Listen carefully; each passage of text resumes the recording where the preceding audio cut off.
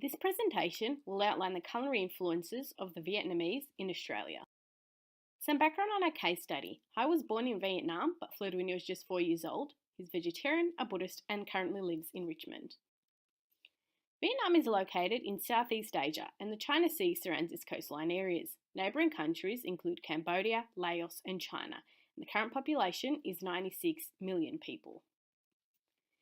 Vietnam is divided into 3 regions, the northwest, the central, and the south, and the food varies in each of these regions.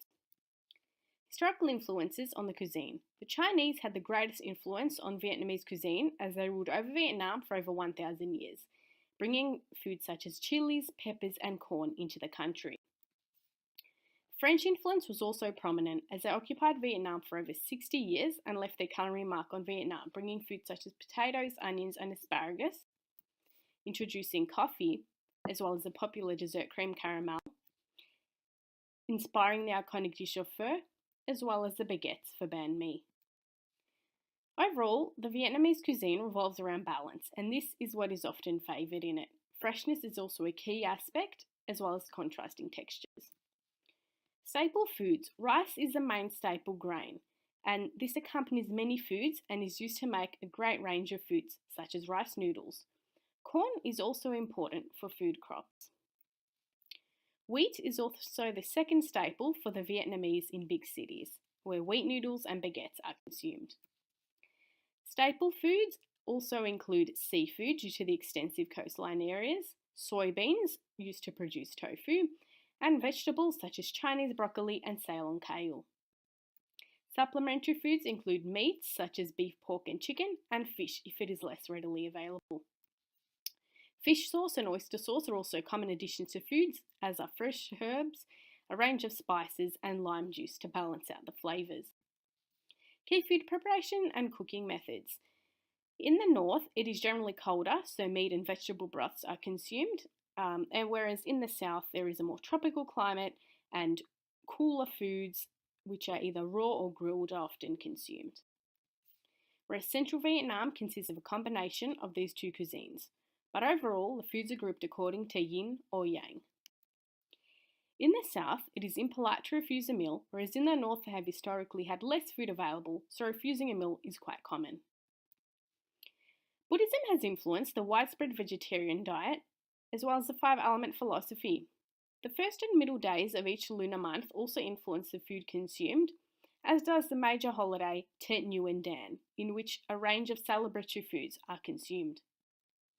Main imports include wheat and pork, which have increased over the past few years, as well as corn and soybeans, which is used to make tofu and has also increased over the past few years.